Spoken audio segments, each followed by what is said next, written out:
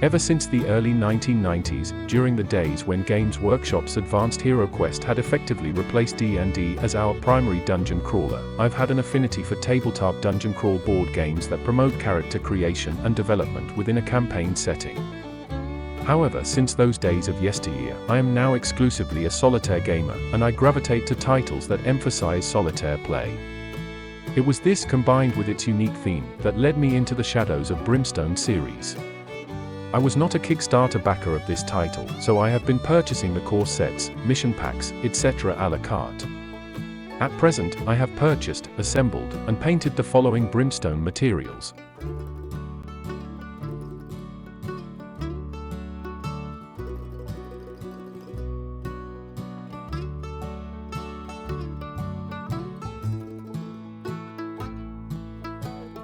In this video I will outline my effort to create a rule set that is intended to expand the solo campaign experience in Shadows of Brimstone.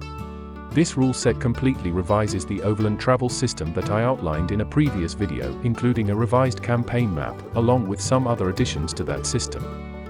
Now Overland travel is as easy as selecting a path and rolling a d8. As a solitaire gamer, most of my enjoyment comes from the narrative elements that are created during play. And in particular with campaign games, I have found that the journey is much more important to me than just winning or losing. It's around this idea that this rule set is based. It was my intention from the outset to preserve the rules as written as much as possible. Much of what I am proposing focuses on how missions will become available to the heroes, and in providing the posse with a greater latitude in choosing the missions that they wish to undertake. In addition, I want to add various other narrative elements that the campaign system does not offer, such as campaign goals and a method of introducing and interacting with non-player characters. I hope to accomplish this through the creation of a campaign map, implementation of Overland movement rules, the addition of campaign character goals, and a rumor mechanism to bring these elements into play. In effect, I am endeavoring to create a sandbox for the heroes to play in, which will allow them the greatest flexibility to fulfill their character goals for the campaign, and to do it with a more fully fleshed out storyline that the heroes will have greater input in creating. I'll try to accomplish this with a series of tables and dice rolls to generate these random elements that will help make the game more exciting for solo play. Although I enjoy the campaign system that the designers have created, it quickly became apparent to me that I wanted more from the system than what the rules as written had provided, and I created the following wish list of things I wanted to include in my campaign. The introduction of the campaign map will help to address many of the items that I wanted to include in my campaign. However, this will require changes to traveling to a town and the procedures when visiting a town. As I had been familiar with the classic style of overlaying a hexagonal grid over a map, I started my campaign map creation using this style. This necessitated the building of a terrain effects and movement cost chart. After extensive experimentation, I concluded that this style was a distraction, and it did not significantly add to the narrative of the story. I abandoned this approach and turned to a point-to-point system, where each location was connected to nearby locations via paths or routes. I decided to color the paths based on the type of trail it was, and I assigned a hazard level to the route based on the difficulty of the terrain it crossed. This eliminated the need for calculating movement points, and it made the travel sequence much simpler. I included 4 primary types of trails, beginning with the safest, gray, and working to the most dangerous, dark brown. This would allow the posse the ability to determine the potential hazards that would be associated with a journey to a specific location. In the original rules, travel hazards were assigned based on the size of the town the posse wanted to visit. But I wanted the towns to be created randomly, and this necessitated the changes in the procedure. To the right is the Overland travel chart I developed. This will determine the number of travel hazards I'll face when traveling along various types of trails, along with a few other features that will help to expand the narrative elements of traveling in the harsh and untamed lands of the Old West.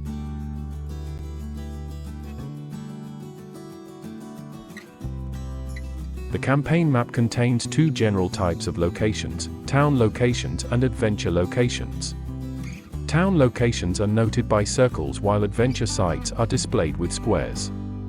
Town locations are further denoted by a colored border. These include river towns, blue, rail towns, green, forts, purple, and general towns, black. When a posse enters a town for the first time, the configuration of the town is determined by consulting a series of tables. To begin, use the table below to determine the size of the town. This will produce a mix of 50% small, 30% medium, and 20% large towns. Then, if the town is already a specialty town, river or rail, construct the town using the standard procedure, but be sure to fill any town locations that are called for by the specialty town card before adding the random locations. If it is a general town, black border, roll on the table below to determine if the town has a specialty. Note that as all river and rail towns have already been determined, these results are not included on the chart. Once the configuration of the town has been determined, its features are recorded on a town sheet. Thereafter, whenever the posse visits that town in the future, its setup will remain the same. If locations are destroyed during the campaign due to the effects of a failed mission or hazard events, note them on the town sheet for future reference. While in a town location, the posse is considered to be supplied with food and water by various locations inside the town. Consider every hotel to have a restaurant. However, when a posse is traveling on the campaign map, they must use rations to remain in supply. These can be purchased in various town locations at a cost of $5 times the number of members in the posse. One ration supplies the entire posse for one travel cycle. A travel cycle is defined as the movement along any path that leads to another location or waypoint. If the posse does not have rations, they may forage as they move in order to remain in supply. An unsupplied posse will suffer wound damage and a temporary loss of strength and agility while the condition persists. Each member of the posse may carry a maximum of 5 rations. Overland travel example. The posse is currently in the town of Flam's Folly. A rumor token reveals that an investor from Wilshin's Lodge has just purchased a claim near the ruins of Fort Thompson. He needs someone to conduct the exploration mission, and he will pay them good money to map the mine. The posse decides to travel to Wilshin's Lodge and meet with the man and purchase supplies. Consulting the campaign map, they determine that the fastest route to Wilshin's Lodge is through Fort Landy. The trip using the most direct routes will take 3 travel cycles to complete. However, a less hazardous route would be to take the trail to the southeast. The waypoint will add an extra travel cycle to the trip, but it would be along a recognized trail. The posse consists of Marshal William Pastor and his Indian friend and deputy, Takoda. Each of them are fully stocked with supplies, and between them they have 10 rations. They declare that they are leaving Flam's Folly and traveling along the route leading toward Fort Landy. The route is orange, indicating that the trail contains difficult terrain. They discard 1 ration token to remain in supply for this leg of the journey. They are mounted, which will provide them with a +1 modifier to the Overland travel table roll. The Overland travel table is consulted and a D8 is thrown. +1 is added to the result as the posse is mounted. The die roll is a 3, which is modified to a 4. The table indicates that on this leg of the journey they must resolve 2 hazards. Takoda is appointed as the guide, and he rolls a D36 and consults the hazard table in the Frontier Town Adventure booklet. The first hazard is resolved, and another D36 is thrown and another hazard is resolved. The posse now arrives in Fort Landy. They have the option of moving into the fort or bypassing it. As their supplies are in good shape, they have no need for the layover, and they opt to travel around it. The next leg of the journey heads to the southeast and heads toward a waypoint near the Cowan River. It is a known trail, light brown. The posse spends another ration to remain in supply, decreasing their total to 8. Another D8 is thrown and the result is modified by +1 for being a mounted posse. This results in a 6, modified to a 7. No travel hazards are incurred, but a random member of the posse must check for a mount injury. Takoda is selected and a D20 is thrown, resulting in an 18, indicating that no mount injury has occurred. The final leg of the trip is from the waypoint to Wilshin's Lodge. Another ration is consumed, bringing their total to 7. Then another D8 is thrown, and the +1 modifier applied. The roll is a 4, modified to a 5. The result indicates that the posse must resolve one hazard. Once again, Takoda is selected as the guide and he rolls a D36 and consults the travel hazard table in the Frontier Town adventure book to resolve the hazard. The posse now arrives safely in Wilson's lodge, where they meet the investor and agree to take on the exploration mission for him at Fort Thompson. Once the campaign map and the Overland travel rules were completed, I focused on the mechanism that would introduce missions and other concepts into the campaign. To solve this, I developed a pool of rumor tokens. When the posse visits a town, the heroes will undoubtedly come into contact with prospectors, travelers, shop owners, fellow adventurers, criminals, freeloaders, charlatans, and saloon patrons. In turn, the posse will most certainly be exposed to whatever gossip, rumors, and yarns that are floating around the town at that time. A draw from the Rumor Cup represents the heroes' attempts at soliciting and collecting information and interacting with the townspeople. This will form the primary mechanism by which the posse will obtain future missions. The rumor tokens were printed on photo paper and cut to size, and I mounted them on 1" by 1" wood tiles. The mission rumor tokens will be placed on the campaign map to note the mission name and the location where it can be undertaken. If a town is referenced due to a failure or success condition from the mission, choose the town closest to the adventure site. If several are equidistant, roll to randomly determine the town. Each turn while in town, a posse may draw one token from the rumor cup at no cost. In addition, an extra draw may be purchased by any hero at a saloon at a cost of $75, maximum of 1 per day. This action represents the posse buying rounds of drinks and other favors for the tavern's patrons in the expectation of acquiring additional information about people, places, or things in the region. The possible results are outlined on the next page.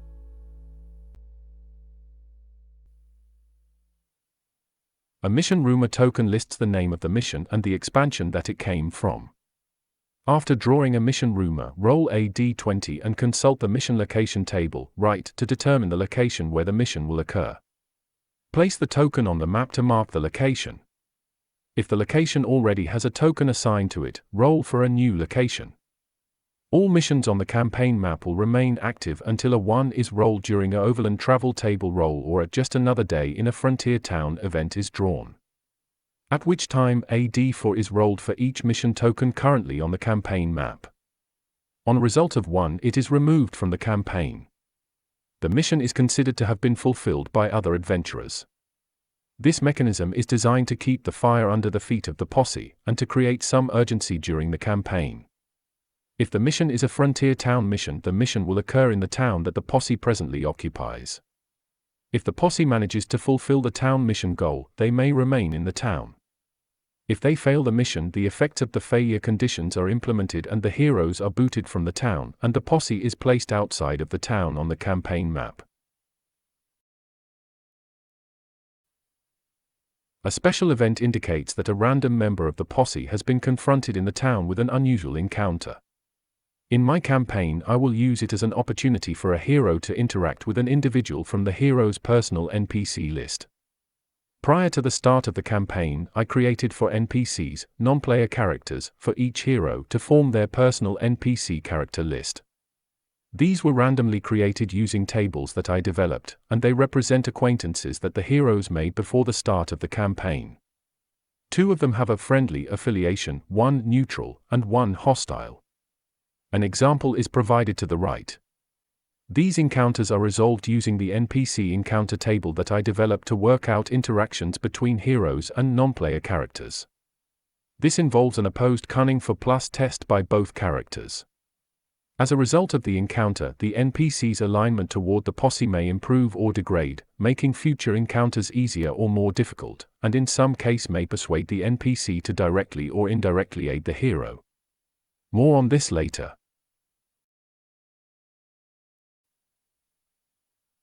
If the token is a valuable information token, keep it for future use.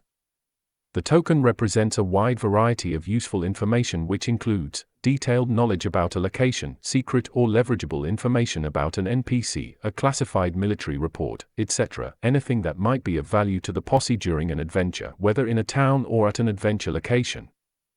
The token may be exchanged at any time for an extra revive token, to cancel all travel hazards accumulated during a single travel cycle, to change the alignment of an NPC by 2 steps, or it can be used to re-roll any town location hazard.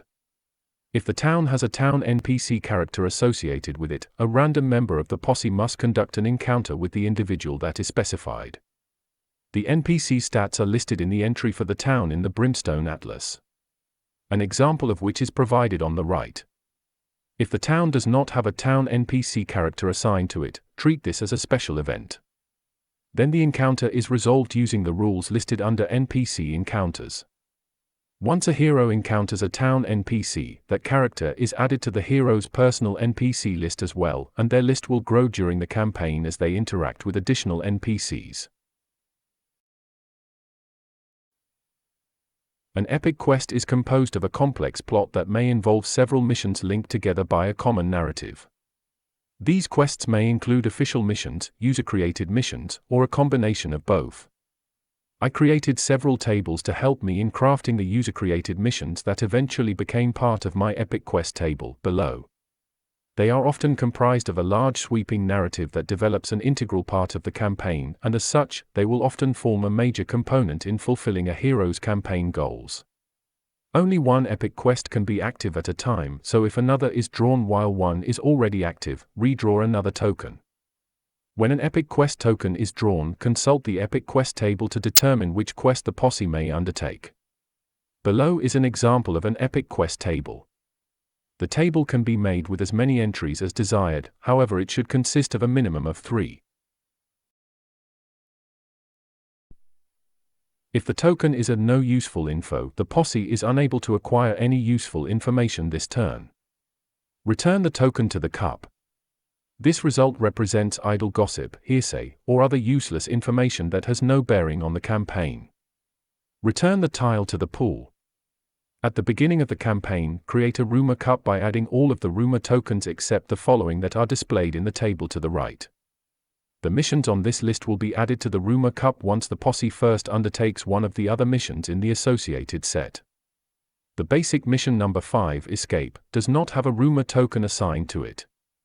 It will be used during the campaign in a different manner. From a narrative standpoint, the missions contained on this list assume that the posse has played one or more of the other missions associated with the core set or mission pack.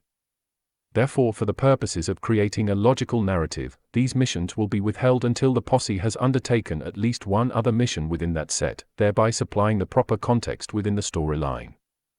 Whenever the posse begins a mission, consult this table and add any missions that correspond to the same mission set to the rumor cup. Posse rations. A ration represents a marching ration that consists of hardtack, salt pork, sugar, coffee, and salt. One ration will supply the entire posse for one travel cycle while moving on the campaign map. Rations can be purchased by members of the posse at a general store, frontier outpost, street market, Indian trading post, or campsite at a cost of 5 gold times the number of heroes and NPCs in the posse. While conducting overland movement, the posse is required to consume one ration. If the posse does not have any rations, or chooses not to consume those they have, it is considered to be unsupplied. Each member of an unsupplied posse immediately loses 1 health and incurs a temporary -1 penalty to both his agility and strength skills, down to a minimum of 1. This will occur each travel cycle, until the posse is resupplied. Unsupplied heroes may not heal. Rations do not need to be expended while the posse is in a town or while it is utilizing special overland travel, as the posse are assumed to partake of the local eateries and restaurants that would be available during the trek. Each member of the posse may carry a maximum of 5 rations, although additional mounts may be purchased, and each of them may carry an additional 5 rations each, along with other equipment. Note that rations are susceptible to become tainted, and mounts may become injured. See the notes on the overland movement table. Foraging. In some cases, often due to unforeseen circumstances, a posse may find itself in the wild, far from town, and without an adequate supply of food or water. In this case, the posse may attempt to forage for rations as they travel, in order to attempt to remain in supply. However, the act of foraging may result in facing additional travel hazards, as the posse will be slowed in their search for food and water. If a posse wishes to forage, each hero may choose to perform a cunning or luck 6+ test. Each success will produce a temporary ration for one member of the posse. This may leave some members of the posse supplied, while others remain unsupplied. However, due to the time and effort spent foraging, the posse as a whole is subjected to a -1 dice roll modifier during overland travel, making movement more hazardous. Status: in the official rules update, dated June 22, 2017, the procedures for resetting health, sanity, and grit were clarified. However, with this rule set, it will be required to revise the procedure, as hazards are now calculated while a posse is moving to a town or to a mission site. In essence, heroes will now be carrying a portion of the effects of the mission with them as they travel, so it is important to play the heroes accordingly, as wounds or sanity damage taken during a mission can now have more lasting consequences.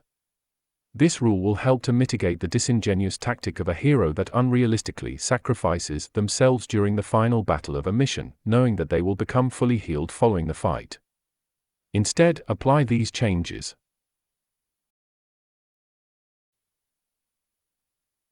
Healing at the end of each mission. At the conclusion of each mission, each surviving hero is allowed to heal D6 wounds of sanity, any mix, and to reset their grit to 1, and other resources to 0. Any applicable side bag tokens may be used at this time as well. If you are not playing in hardcore mode, each knocked out hero may also recover 2d6 wounds of sanity, any mix, reset grit to 1, and other resources to 0, but must roll on the injury madness charts per the standard rules. If hardcore mode is in effect, knocked out heroes are dead, but they may be resurrected at a church per the standard rules. Healing on the road or in town. Healing is allowed in town or while conducting overland movement. After resolving all travel hazards during a travel cycle, each hero may roll a d6, and on an even-numbered result they may heal 1 health or 1 sanity, while on the road. In addition, the heroes may use side bag tokens or any abilities that the posse members might possess, once used per travel cycle, or once per day in town per hero. While in a town, heroes may forego visiting a town location and may instead choose to rest at the hotel or campsite, and heal D3 wounds of sanity, any mix, or recover 1 grit if the hero currently has none. Replacement transport. Certain game actions, such as travel hazards and overland movement, may result in the death of a mount. A hero may purchase a replacement mount at a blacksmith shop at a cost of $75. If a blacksmith location is not available in a town, a hero may purchase a mount from any town location, at a premium, however the cost is variable, costing $75 plus D6 times $10. This is a standard mount, which provides no additional benefits other than the +1 modifier that it offers during overland travel rolls. Ad hoc missions. Unless the posse has acquired information about a mission by way of a rumor token, they are prohibited from undertaking any missions except a modified version of the Exploration Basic mission. This ad hoc mission can be started at any adventure location.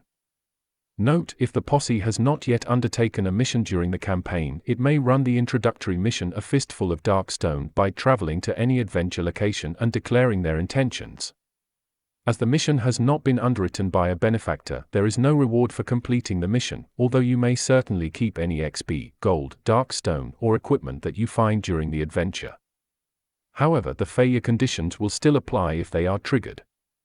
Nevertheless, as you have traveled to the adventure site somewhat in the dark, and without specific information, your opportunity to find a site to explore within the adventure location is entirely dependent on luck. After traveling to an adventure site, each member of the posse may attempt a luck 6+ test. If any hero produced at least 1 success, the posse may commence the mission. If all of the luck tests were unsuccessful, then the posse has been unable to find an adequate site within the location to explore, and they have done a lot of traveling with nothing to show for it. Thematic threat decks. One aspect of the game that I have struggled with, at least thematically, is how to handle the subject of the threat decks and themed encounters. From a standpoint of simplicity, it would be easy to simply add all of the threat cards and encounter cards that I have to the various decks and draw one from the appropriate deck as needed. However, this method has the potential to create some problems, at least thematically. One example that comes to mind would involve a combat that features multiple threat cards, which could potentially produce a mix of enemies that don't thematically intermingle well, like Hellfire Succubi appearing with the Generalissimo and his undead Lost Army. To solve this issue, I have created several tables that will produce a more thematically correct mix of enemies. Unusual combinations are still possible due to the appearance of wandering enemies, but these will definitely be the exception instead of the rule. An almost infinite number of tables could be created, each one focusing on a separate aspect of the foes to be faced. I have chosen to create tables which focus on the following common keywords which are associated with the various enemies: demon, undead, void, beast, outlaw, fanatic, and a table for each other world in my collection. Tables can be modified and new ones created as new material and expansions are acquired. In my campaign, I am going to randomly determine each mission's theme at the time of the mission setup. This will be done unless the special rules on the mission sheet state that the mission has a dedicated theme already associated with it, i.e. Swamps of Death Mission Number 1, Night of the Dead, etc. This can be accomplished by randomly determining the theme from a table. An example of which is provided here. At the start of the mission, roll on the table to the right to determine the theme, if any, and threat tables which will be used during the mission. Thematic encounter decks. At the beginning of the campaign, separate all of the themed encounter cards from the non-themed encounter cards. These are encounter cards that contain a theme symbol and they include Werewolf, Vampire, Hellfire Succubi, Black Fang, Crimson Hand, and Lost Army themes. Before the start of the campaign, these encounter cards are sorted according to their type and they are kept separate from the other encounter cards. Whenever a mission is determined to be of a specific theme, the relevant themed encounter card deck is placed next to the standard encounter deck, and the encounter cards are drawn according to the rules which are outlined on the enemy theme. NPC encounters. In my campaign, I have chosen to employ a limited amount of NPC interaction or solo RPG elements during play. None of them will be used to modify actual play. They are strictly used during interactions with non-player characters that might appear during a town visit with the drawing of a special encounter or town NPC event. If a hero chooses, he may decline on visiting a town location and pay 1 grit to initiate a personal or town NPC encounter, limit once per posse, per town visit. These encounters are resolved using the NPC's current alignment to the hero and an opposed cunning test. NPCs are full-fledged heroes in their own right, but they do not accumulate gold, dark stone, or XP. They should be thought of as guest stars who appear for an episode and return to their normal lives following the mission or encounter.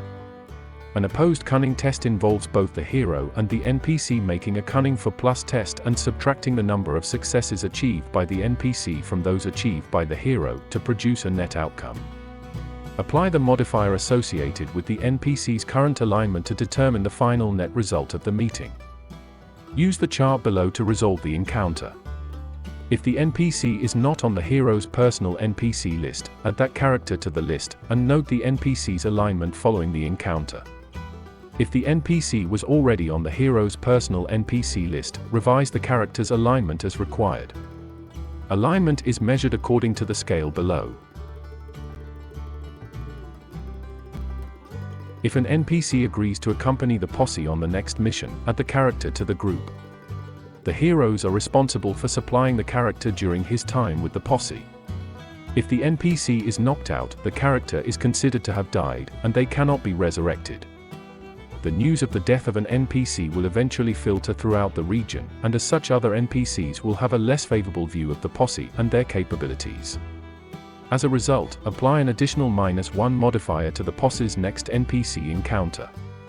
Example, while in the town of Lestina, the posse draws a town NPC event rumor token, indicating that one of the heroes will have an encounter with a town NPC. The atlas is consulted, which indicates that the NPC Oliver Sampson is present in Lestina. He has a cunning of 3. A random member of the posse is selected for the encounter. That hero has a cunning of 4.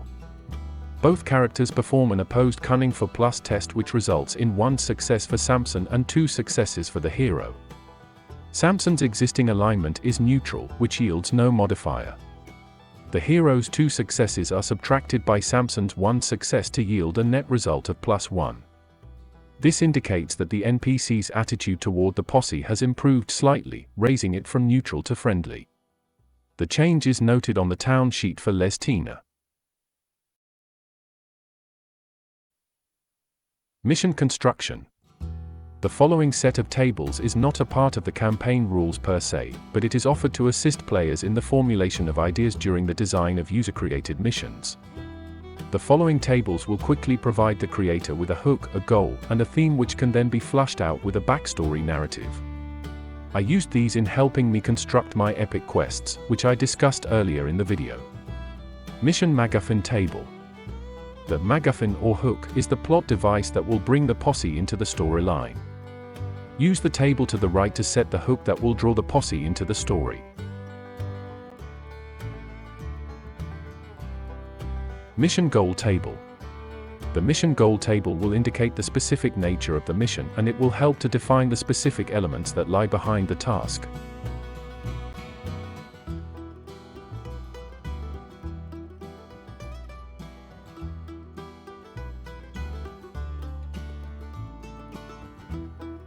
Mission theme table. The theme of the mission indicates the underlying tone that the mission will be associated with.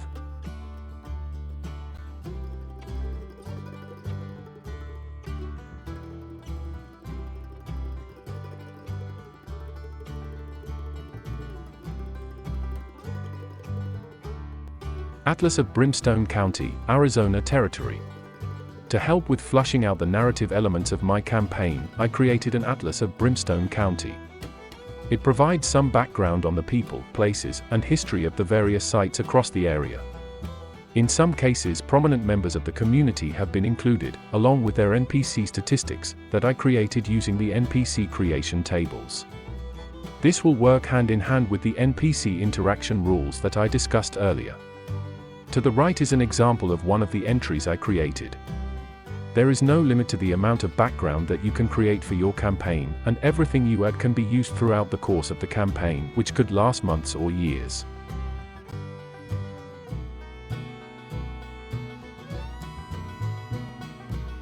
Character creation. As a part of my campaign system, I created several tables to help me construct each member of the posse randomly. I decided that I wanted to create a 2-person posse to begin my new solo campaign. I began the creation process by rolling a d10 and referencing the hero class table. The result was a 5, which indicated that hero number 1 would be a lawman. I did the same for hero number 2 and rolled a 7, indicating an Indian scout. Next, I rolled a d6 to determine the gender of each hero. The result was a 2, indicating that hero number 1 would be a male, and I did the same for hero number 2 and received the same result. Now I rolled for their starting side bag tokens, and then I randomly selected their personal items and starting upgrades, which resulted in dynamite, a personal journal, and frontier justice for hero number 1, and whiskey, a locket, and savage attack for hero number 2. The hero's starting cash was determined for each hero by performing either a cunning or strength 5+ test, their choice. I reasoned that a hero would have gathered their starting cash by using either their brains or their brawn, and this led to the choice in the test. Hero number 1 chose to use his cunning, and he rolled for d6, producing no successes. He will begin the campaign with $50 in cash. Hero number 2 decided to test his strength and rolled 2d6, producing 1 success. He will begin the game with $75 in cash.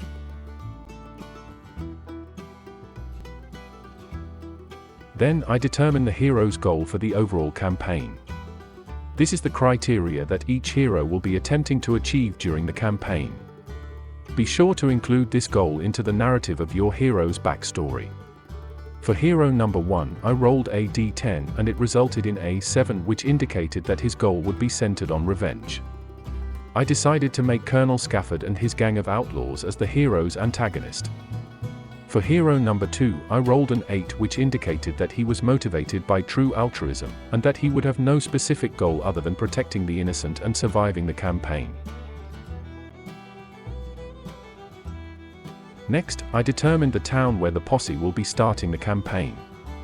I rolled a d20 and consulted the town location table. The result was at 9, which indicated that the posse would begin the campaign in West Witold. Then I developed a backstory that described how the posse was formed, and how it arrived at its starting location.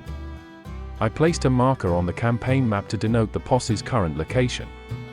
Then I went on to name each hero and create a backstory for them, which I based upon the results of the creation process. I went on to provide details about each character's background, and the circumstances that led them into the campaign, along with a personal NPC list. This process is outlined as follows.